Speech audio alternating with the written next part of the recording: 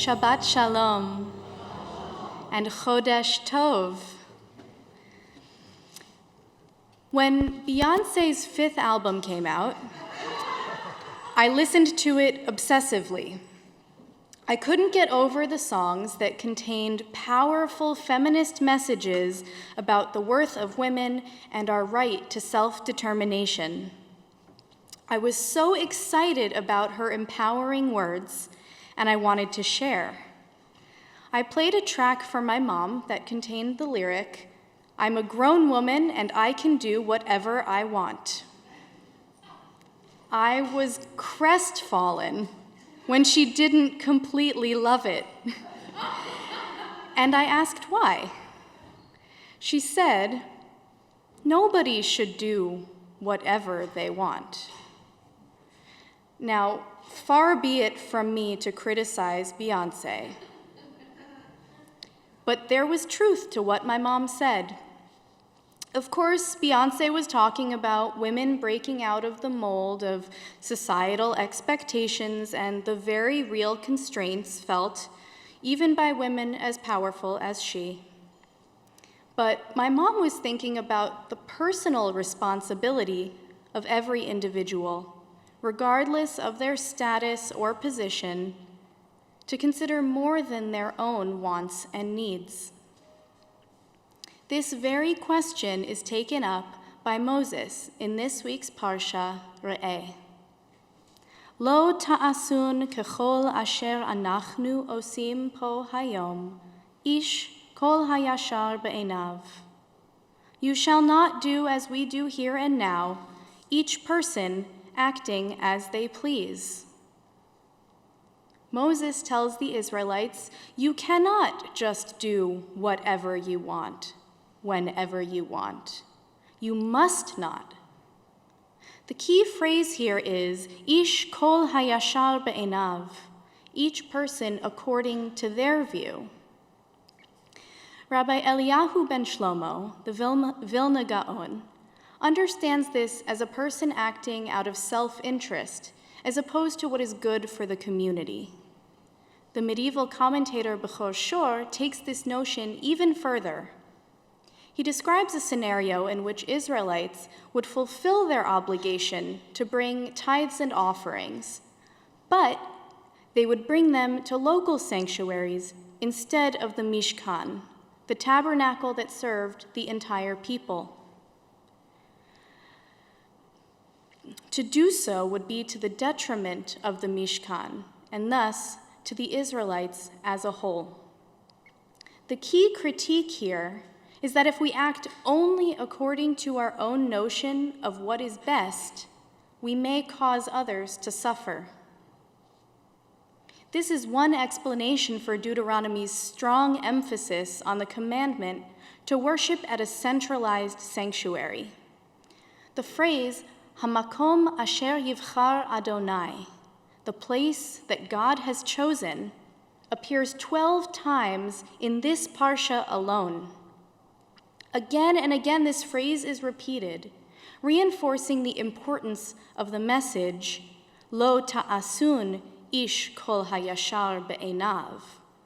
You must not only do what you think is right, you must not do whatever you please.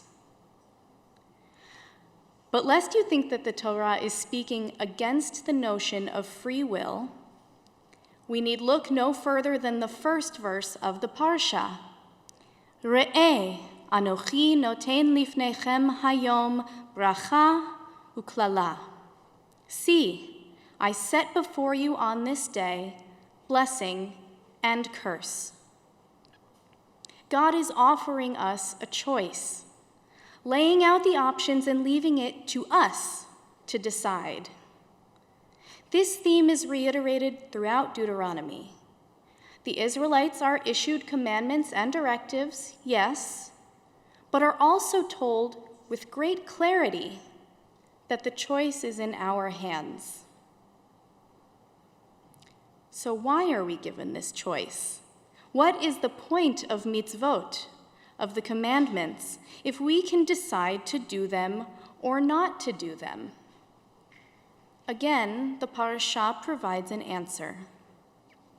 Ki am kadosh ata l'Adonai Elohecha, uvecha bachar Adonai lihiot lo le'am skula. For you are a people consecrated to your God, who has chosen you from among all the peoples of the earth to be God's cherished people. This is a powerful declaration that Israel is God's chosen people, am skula, a cherished people, a privileged people. But it still doesn't mean we get to do whatever we want. The Torah makes it quite clear that we receive reward based not on our affiliation, but on our behavior. If we follow the commandments, it will go well with us and our descendants. If we provide for the needy, if we abandon idolatry, if we contribute to the community, if we make ethical food decisions, if we this, if we that. The key message is that Israel's status confers privilege, not entitlement.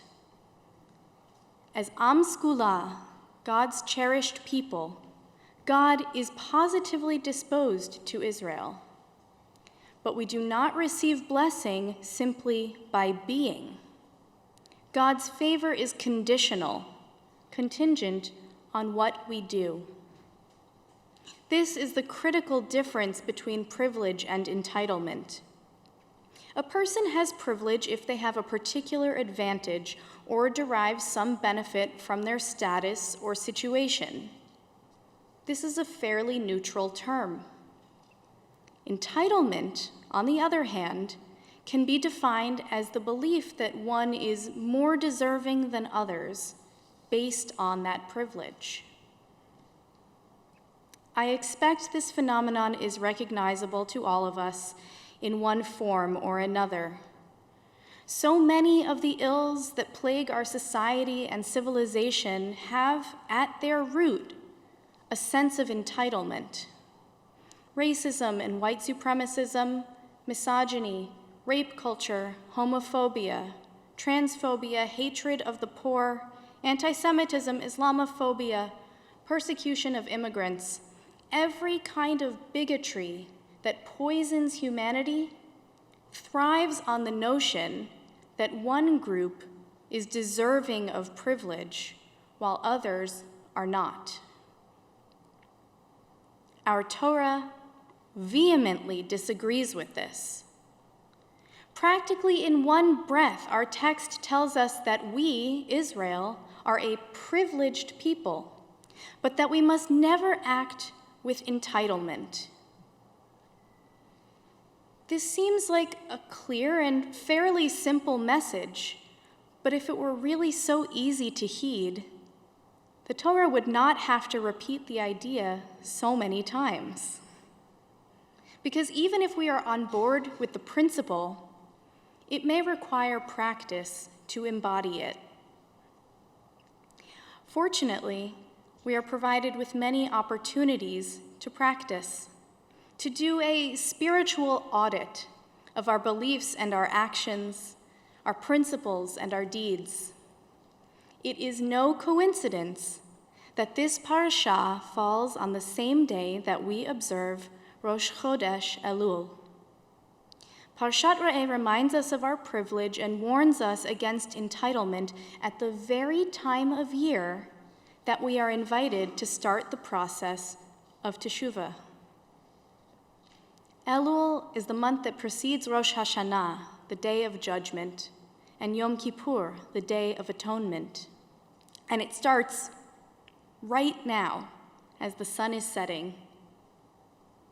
This is a special time when we prepare ourselves for these sacred days by engaging in teshuvah.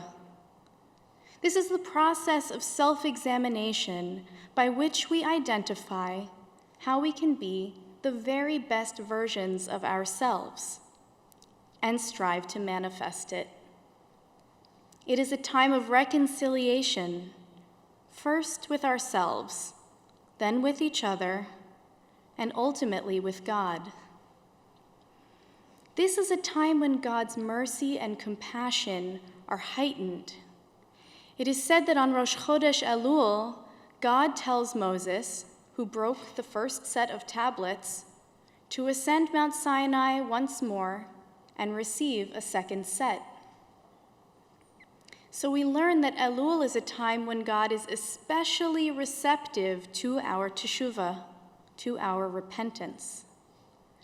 The rabbis teach that the month of Elul, spelled Aleph, Lamed, Vav, Lamed, is an acronym for the phrase, Ani lidodi vidodi li. I am my beloved's, and my beloved is mine. We, Israel, are God's beloved, and God is ours. We are not entitled to do whatever we want, and we are certainly not forgiven without demonstrating contrition. But the privilege we enjoy as Am Skula, as God's beloved people, is that when we do atone, when we apologize and make amends, when we change our ways and shed that which constrains our best selves, God will accept our teshuvah readily and with love.